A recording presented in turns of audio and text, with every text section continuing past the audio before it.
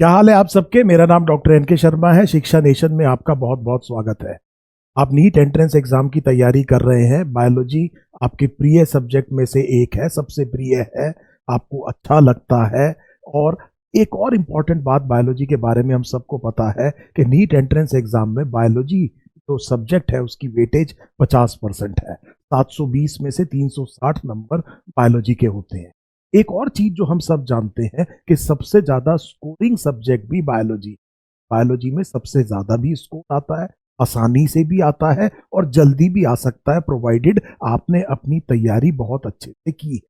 Biology का एक और बहुत बड़ा एडवांटेज है, क्योंकि ये आपका प्रिय सब्जेक्ट है। जनरली आप अपने पेपर की शुरुआत मॉक टेस्ट की या नीट एंट्रेंस एग्जाम की बायोलॉजी से ही करेंगे।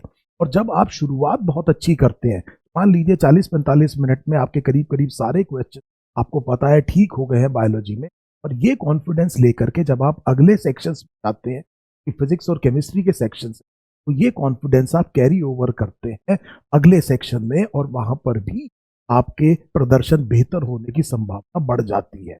तो ये वो सारी चीजें हैं जो बड़ा क्रिटिकल इंपॉर्टेंस का सब्जेक्ट बनाती है बायोलॉजी को नीट एंट्रेंस एग्जाम में। अब देखिए, मेरे सामने आज क्वेश्चन बड़ा इंपॉर्टेंट है। बहुत से बच्चे इस क्वेश्चन को, is NCERT enough for NEET biology? क्या आपकी जो एनसीईआरटी की बायोलॉजी की जो टेक्स्ट बुक्स है क्लास 11th और क्लास 12th की, वो काफी है नीट बायोलॉजी की तैयारी के लिए? तो मैं एक ही शब्द में इसका आंसर दे देता हूं। The answer is yes. Straight question है, स्ट्रेट क्वेश्चन का बिल्कुल स्ट्रेट आंसर है कि काफी है। एक और चीज मैं ऐड कर देता हूं, खाली काफी तो है ही, it is enough, that is correct. लेकिन मैं ये कह रहा हूं कि ये इंपॉर्टेंट और क्रिटिकल भी है। मतलब कहने का ये है कि सबसे जरूरी कंपोनेंट आपकी एनसीईआरटी टेक्स्ट बुक है। तो ये नहीं कह रहे हैं कि केवल काफी है, हम ये कह रहे हैं बहुत जरूरी है, बहुत क्रिटिकल है। प्रोबेबली नंबर 1 इंपॉर्टेंस की जो चीज है वो एनसीईआरटी टेक्स्ट बुक है। एक बात तो ये समझ में आ। अब सवाल बच्चा मेरे से पूछता है कि सर आप इतने कॉन्फिडेंस से ये बात क्यों कह रहे हैं? क्योंकि जो नीट एंट्रेंस एग्जाम का पेपर है, नीट का जो पेपर है, अगर मैं नीट के पेपर को कंपेयर करूं फॉर एग्जांपल 2024 और 2025, तो कंपैरिजन काफी डिफरेंट पेपर्स का कर रहा हूं। आप जानते हैं ये पेपर बहुत ज्यादा आसान था, ये थोड़ा सा मुश्किल पेपर था। कट ऑफ से आपको पता चल जाता है कि दोनों में अंतर था। लेकिन चाहे वो 2024 का बहुत आसान क्वेश्चन पेपर था या 2025 का बहुत ही मुश्किल, बहुत मुश्किल तो नहीं कहूंगा, 2024 से ज्यादा मुश्किल पेपर था वो एनसीईआरटी से। तो हम ये कह रहे हैं कि ये दोनों पेपर एनसीईआरटी से थे। अब एक और बात समझिए, इस 2025 में एक क्वेश्चन मुझे याद आ रहा है फिग का, जो एनसीईआरटी से बाहर था, एक तरह से करंट अफेयर्स पे था। एक दो क्वेश्चन और याद आ रहे हैं, 3 होंगे, जिनमें मल्टीपल स्टेटमेंट्स थी और एक आध स्टेटमेंट हो सकती है कि एनसीईआरटी के बाहर है। लेकिन इसके अलावा 85-86 क्वेश्चन बिल्कुल किससे थे? एनसीईआरटी से थे। और अगर मैं 86 की बात करूं तो 320 + 24 344 मार्क्स आप बड़ी आसानी से एनसीईआरटी ही पढ़ करके बड़े आसानी से इसको स्कोर कर सकते थे, और ये टॉपर जैसे नंबर थे 2025 के एग्जाम में। और ऐसा नहीं है कि आप इस तरह के क्वेश्चंस को भी कर नहीं सकते थे। तो मुद्दे की बात हमें यह समझ में आ गई कि पेपर मुश्किल भी आ सकता है, पेपर आसान भी आ सकता है, क्वेश्चन अलग तरह के हो सकते हैं, लेंदी हो सकते हैं, कोई डिफरेंट तरह के केस बेस्ड क्वेश्चंस आ सकते हैं। एग्जामिनर किसी भी तरह से सरप्राइज एलिमेंट डाल करके आपसे डिफरेंट तरह के क्वेश्चन पूछ सकता है। लेकिन पेपर किससे आएगा? एनसीईआरटी से आएगा। एक और चीज मैं आपको बता देता हूं, मान लीजिए आप 2005, उस टाइम पर नीट नहीं होता था, आप एआईपीएमटी पेपर देखते हैं, उस साल का एआईपीएमटी तब प्रीलिम्स एक पेपर होता था, अगर आप उस पेपर को देखते हैं तो वो भी 2005 की एनसीईआरटी से था। उम्मीद है ये बात आपको समझ में आ गई है। अगर आपके पास 30 ईयर पेपर है और आप पीवाईक्यू कर रहे हैं और आप अपने टीचर के पास जा रहे हैं कि सर ये क्वेश्चन इस एनसीईआरटी से नहीं है, तो हो सकता है कि ये जो आप क्वेश्चन देख रहे हैं ये पुराना हो और ये भी उस एनसीईआरटी से निकलेगा जो उस टाइम एनसीईआरटी प्रिस्क्राइब थी। I hope this is now clear. मुझे उम्मीद है इस पर्टिकुलर स्लाइड से आप ये बहुत अच्छे से समझ गए कि क्यों एनसीईआरटी जरूरी है। एक और चीज समझिए, अब लोग पूछते हैं सर विच वन, कौन सी एनसीईआरटी? इसका मतलब ये है कि वो ये पूछते हैं कि सर नई करनी है या ओल्ड एनसीईआरटी करनी है। तो एक ये बड़ा इंपॉर्टेंट क्वेश्चन आता है कि ठीक है एनसीईआरटी कंप्लीट है, अब हमें कौन सी एनसीईआरटी करनी है? तो मेरा आंसर ये है जो कंटेम्प्ररी है। कंटेम्प्ररी का मतलब ये हुआ कि आप अपनी एनसीईआरटी की साइट पे जाइए और एनसीईआरटी की साइट पे जो पीडीएफ उन्होंने अपलोड किया हुआ है ये आपका रेफरेंस बुक है। तो अगर आपके पास अपने बड़े भाई बहन की मान लीजिए पुरानी किताबें हैं और आप कह रहे हैं मैं तो इसी पढ़ूंगा, तो आप गलती कर रहे हैं। ये चीज बिल्कुल फ्री में अवेलेबल है, सबके पास आज इंटरनेट एक्सेस है। आप रेफरेंस बुक किसको मानेंगे? इस वाले को। अगर मान लीजिए कोई कंफ्यूजन है ये इंक्लूडेड है या नहीं है, तो आपको क्या देखना है? ये वाला एनसीईआरटी का पीडीएफ देखना है जो अभी आपकी साइट पे मिल जाएगा। मतलब एनसीईआरटी ने अपनी साइट पे जिसे अपलोड किया हुआ है इस वाले को करना है। I hope this is now absolutely clear. 2006 से पहले वाली एनसीईआरटी मैं आपसे कहूंगा बिल्कुल भी करने की जरूरत नहीं है। और जो इससे राशनलाइजेशन से पहले था तो मैं आपसे कह रहा हूं कि फिलहाल उसको भी करने की जरूरत नहीं है बिफोर राशनलाइजेशन। तो अगर वो कह रहे हैं कि डाइजेस्टिव सिस्टम हट गया है तो डाइजेस्टिव सिस्टम पर से वहां से क्वेश्चन नहीं पूछा जाएगा। एपिथेलियम पूछा जा सकता है, कोई डाइजेस्टिव एंजाइम पूछा जा सकता है, हाइड्रोलिसिस, अगर डाइजेस्टिव सिस्टम से रिलेटेड कोई चीज बायोमोलिक्यूल है तो वो चीज आपसे पूछी जा सकती है। पर उस तरह की चीजें जो एनाटमी और फिजियोलॉजी होती है डाइजेस्टिव सिस्टम और की जो होती है एनाटमी और फिजियोलॉजी, वो नहीं पूछी जाएगी। हालांकि सिस्टोकाइनिन, सीक्रेटिन एटसेट्रा चीजें पूछी जा सकती है। उम्मीद है आप इस बात को अच्छे से समझ गए होंगे। And do not complicate the thing. तो चीज ये है कि आप चीजों को थोड़ा सा सिंपल छोड़िए और फिर आप उसमें मेहनत करिए। तो you invest time and you do these things well. और एक और बात याद रखिएगा बेटे, this is very very bad. So FOMO जिसे कहते हैं, हम एंजाइटी में जब कोई काम करते हैं कि ये गड़बड़ ना हो जाए, वो गड़बड़ ना हो जाए, तो गड़बड़ होने की संभावना बहुत ज्यादा बढ़ जाती है। तो हमें यह समझ में आ गया कि हमें कौन सी एनसीईआरटी पढ़नी है। एक और चीज, कितनी पढ़नी है। सो इसका मतलब ये हुआ, मैं आपसे ये कहूंगा कि जब आप एनसीईआरटी पढ़ें तो उसका जो हर यूनिट से पहले इंट्रोडक्शन है पढ़िए, हर चैप्टर से पहले जो इंट्रोडक्शन है उसको पढ़िए। इसके अलावा आपको बैक एक्सरसाइजेज जरूर करनी है। आपको बैक एक्सरसाइजेज मस्ट है। This is very very important. So आपकी एनसीईआरटी में फॉर एग्जांपल बायोटेक्नोलॉजी में एक क्वेश्चन है कि इंटरनेट को कंसल्ट कीजिए और 10 रिकॉम्बिनेंट थेरेप्यूटिक प्रोडक्ट्स की लिस्ट बनाइए जो ह्यूमन वेलफेयर के लिए अप्रूव्ड है। तो वो इस तरह का क्वेश्चन क्योंकि आपसे पूछा गया है बैक एक्सरसाइज में, एग्जाम में भी पूछा जा सकता है। अगर आपने मेहनत करनी है, जो आप देख रहे हैं कि कहां कहां से पढ़ूं, आप ये बैक एक्सरसाइजेज जरूर करिए। इसके अलावा आप जो इनटेक्स्ट क्वेश्चंस हैं, इनटेक्स्ट क्वेश्चंस वो होते हैं जो कि आपकी एनसीईआरटी के अंदर ही दिए हुए हैं।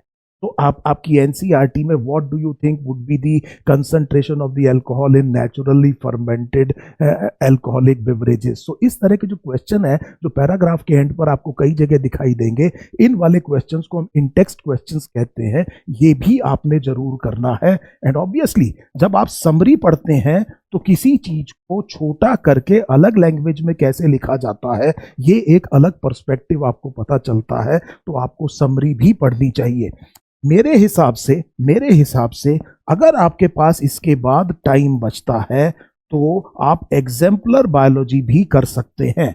This would be one extension that I will recommend. लेकिन फिर मैं आपसे कहूंगा पहले सारा काम करने के बाद आप क्या करें, एग्जाम्पलर करें। एक और चीज याद रखिएगा, जब आप एनसीईआरटी पढ़ रहे हैं तो बच्चे कई बार ये पूछते हैं कि सर मैं जब एनसीईआरटी पढ़ रहा हूं तो खुद पढ़ूं या कहीं से डाउनलोड कर लूं या फिर बनी बनाई ले लूं, या कहीं पर है जी एनसीईआरटी सिंप्लीफाइड, या कहीं पर है एनसीईआरटी इन पॉइंट्स, या कुछ इस तरह का काम मत करिए। पहली बार जब आप एनसीईआरटी को पढ़ रहे हैं तो खुद पढ़िए।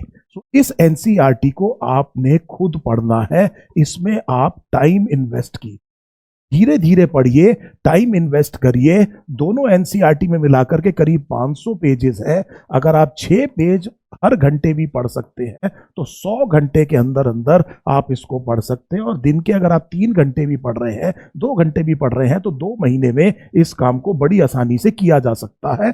This is very easily achievable. मुझे उम्मीद है आप समझ में आ गया, आपको समझ में आ गया कि ये काम आपने खुद करना है। अपने हाथ से किया हुआ काम एग्जाम में याद आ जाएगा। जब आप इस एनसीईआरटी को पढ़ रहे हैं तो आपने सपोज करिए उसका एक पैराग्राफ पढ़ा, और उस पैराग्राफ को पढ़ने के बाद में आप थोड़ा सा रुकिए, अपने आप रिफ्लेक्ट करिए अपने दिमाग में आपने क्या पढ़ा है, और साथ में अपना जर्नल या नोटबुक रखिए और उसमें नोट्स को एनोटेट करिए अपने हाथ से, इन योर हैंड। अपने हाथ से आपने क्या करना है, नोट्स बनाने हैं। कोई बने बनाए नोट्स बहुत अवेलेबल है, प्लीज मत करिए, अपने नोट्स खुद बनाइए। और ताकि आप जब अपने खुद नोट्स बना रहे हैं तो मोटर मेमोरी रहती है, एग्जाम में कई चीजें आपको याद आ जाएगी। मैंने उस पेपर पे उस जगह पर यहाँ ऐसे लिखा था, ये सारी चीजें भी आ जाती हैं। कई बार एग्जाम में थॉट ब्लॉक हो जाता है लेकिन हाथ चलता रहता है। इसीलिए जैसा मैं बार बार कहता हूं कि एजुकेटेड को हमें अब पढ़ा लिखा कहना चाहिए। और बहुत से बच्चों की बहुत मेहनत करने के बाद प्रॉब्लम ये है कि वो लिखा नहीं है, तो वो आधे एजुकेटेड मैं आपसे कहूंगा, वो पढ़े पढ़े हैं, इतनी सारी चीजें अवेलेबल है, आप बड़ी आसानी से डिस्ट्रैक्ट हो सकते हैं। लेकिन ये जो बहुत इंपॉर्टेंट जो बेसिक फंडामेंटल है पढ़ाई का, ये अभी भी है। इसे आप अपने आप से एक बार करिए, खूब टाइम है आपके पास। ऐसा नहीं है कि आप ये कहें कि बहुत जल्दी है, मैंने अभी आपके सामने टाइम की मैकेनिक्स कर दी है। इस टाइम पर आप एक काम और कर सकते हैं। यहीं पर आप सबसे बढ़िया काम ये करिए कि यहां पर अपनी एनसीईआरटी को 2 पार्ट में डिवाइड कर दीजिए। एक वो एनसीईआरटी जो फैक्ट से भरी हुई है, इसे हम फैक्चुअल कहेंगे, और एक वो एनसीईआरटी जो कॉन्सेप्ट से भरी हुई है, इसे हम कॉन्सेप्ट्स कहेंगे। तो ये आपकी फैक्ट शीट बनेगी। फॉर एग्जाम्पल, आपने एनिमल किंगडम में 2 कॉलम में एक फैक्ट शीट बनाई और सारे के सारे एनिमल्स का यहाँ कॉमन नेम लिखा, यहाँ बायोलॉजिकल नेम लिखा, और आपकी ये फैक्ट शीट तैयार हो गई जो आपने अपने हाथ से बनाई है। अब आपने केवल करना यह है कि इस फैक्ट शीट को कई बार अपनी आंखों से निकाल देना है, और आप देखेंगे कि बिना रटने की कोशिश किए हुए जब 3-4-5 बार आप उसी शीट को देख लेते हैं तो वो आपकी मेमोरी का हिस्सा बड़ी आसानी से बन जाती है। सबसे बड़ी गलती जो यहां पर होती है वो ये है कि लोग ये सोचते हैं कि सारे फैक्ट्स को मैं एग्जाम से पहले याद कर लूंगा, क्योंकि कुछ ही दिन वो याद रहेंगे, और इसीलिए एग्जाम से पहले करूंगा ताकि एग्जाम तक याद रहे, और फिर उसकी कोई खास जरूरत नहीं है। ये एक बहुत बड़ी गलती हो सकती है। बहुत सारे फैक्ट्स अगर जस्ट एग्जाम से पहले 1-2 बार आप याद करने की कोशिश करेंगे तो बहुत बड़ी संभावना है कि एग्जाम में कोई कंफ्यूजन क्रिएट हो जाए। और डाउट बेटे थोड़ी सी देर के लिए आता है एग्जाम में, और वो जो है दिमाग को कई बार फ्रीज कर देता है, और सारा का सारा पेपर बेकार हो सकता है, आपका टेम्परामेंट खराब हो सकता है। That is not to be done. ये वाला काम कभी भी नहीं करना है। जब आपने कॉन्सेप्ट कर लिया तब आप इस कॉन्सेप्ट को बार बार इवेल्युएट कराइए। इस कॉन्सेप्ट को आप बार बार क्या करिए, इवेल्युएट कराइए। और इस इवेल्युएट का तरीका क्या है कि आप बार बार क्या कराइए, अपने आप को टेस्ट कराइए। टेस्टिंग वो तरीका है जो अब आपको बता देगा कि आपने कितने अच्छे से पढ़ा है। अब बात आती है, क्या इस एनसीईआरटी को रिवाइज करने की जरूरत है? एक और चीज मैंने देखी है, perfectionism is a wastage of time. इसका मतलब यह है कि अगर आपको बार बार 3-4 बार पढ़ने के बाद भी ये लगता है कि एग्जाम से पहले मुझे चैप्टर एक बार और पढ़ना चाहिए, तो आप परफेक्शनिस्ट ट्रैप में फंस रहे हैं शायद। इसका मतलब यह है कि आपको ऐसा लगता है कि अभी कमी है और मैं एक बार और पढ़ लूंगा तो सब ठीक हो जाएगा। बिलीव करिए, आप 5-6 बार भी पढ़ लेंगे तब भी एग्जाम से पहले आपको यह लगेगा कि कुछ कमी है। और इस ट्रैप में फंसना नहीं है। यहां पर आपने अपने आप से कहना है, good enough is good enough, perfectionism is a wastage of time. आगे बढ़िए, एग्जाम दीजिए, टेस्ट दीजिए, मॉक टेस्ट दीजिए, समझ में आ जाएगा आपकी स्ट्रेंथ है, आपकी वीकनेस है, अपॉर्चुनिटी है, थ्रेट है, स्वॉट एनालिसिस का टेस्टिंग से। सो ये बार बार नहीं करना है। सिलेबस खत्म होगा तब टेस्ट दूंगा, टेस्ट से बचने का काम ये नहीं करना है। एक और बड़ी इंपॉर्टेंट चीज ये है कि अगर आपके पास एक पीयर ग्रुप है, 3-4 लोग हैं जो आपके साथ काफी ज्यादा कंफर्टेबल है, आप ही जैसे मेहनती हैं, और आप अगर अपने इंस्टीट्यूट्स वगैरह में 1 घंटा रुक करके आपस में किसी टॉपिक को डिस्कस कर लें, एक दूसरे के साथ में डिस्कस कर लें, एक दूसरे की मदद करें, तो ये एनसीईआरटी ना केवल रिवाइज होगी बल्कि बहुत बढ़िया हो जाएगी। हर टेस्ट में, हर बार रिवीजन से, हर क्लास के बाद में जो एनसीईआरटी की लाइन आपको समझ नहीं आ रही है वो आप अपनी इन शीट्स में अंडरलाइन कर लीजिए, और अंडरलाइन करने के बाद में उन्हें रिविजिट कीजिए। अपने वीडियोस को आप रिविजिट कर सकते हैं, टीचर से बात कर सकते हैं, पीयर ग्रुप से बात कर सकते हैं, इस डाउट को क्लियर कर सकते हैं। टीचर से आपको अल्टीमेटली लास्ट में जाना चाहिए कि बताइए ये क्या है। ये जो आप अंडरलाइन कर रहे हैं, जितनी बार भी कोई गलती होती है अपनी फैक्ट शीट में उसको अंडरलाइन करिए, तो आपको कुछ दिन ये दिखाई देगा कि आपके पास इतने बड़े फैक्ट शीट में से कुछ चीजें निकल के आ रही हैं जहां आप गलती करते हैं। जो चीज आप ठीक करते हैं, बिलीव करिए वो आप हर बार ठीक करेंगे। तो यहां पर इस एक्सरसाइज का आपको एक और फायदा ये हुआ कि आपने अपनी बहुत रिफाइंड, बिल्कुल वो पर्ल्स इकट्ठे कर लिए। मैं पर्ल्स इस्तेमाल करता हूं जो आपने एग्जाम से जस्ट पहले रिवाइज करने हैं। और वो जस्ट पहले रिवाइज करने का मतलब ये हुआ कि एग्जाम से पहले अब ये कंफ्यूजन नहीं होगा कि सारी किताबें खोल ली और आप जो है परेशान हो रहे हैं, ये पढ़ूं कि ये पढ़ूं कि ये पढ़ूं, और अल्टीमेटली आपने गिव अप कर दिया। इस तरह की चीजें ठीक नहीं होती, और इसीलिए इस तरह की मेहनत जो है वो आपको बहुत रिफाइंड रिजल्ट देगी। लास्ट में आपको पता है कि ये मुद्दे की 4-5 चीजें हैं इस पूरे चैप्टर में जो मुझे एक बार देख लेनी चाहिए, वरना मुझे सारा का सारा चैप्टर बहुत अच्छे से आता है।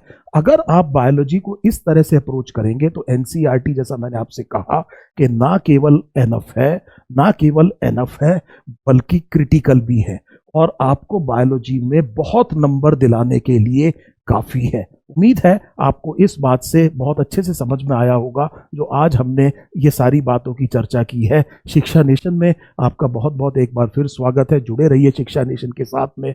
Thank you for your time. Thank you so much. मेरा नाम डॉक्टर एनके शर्मा है।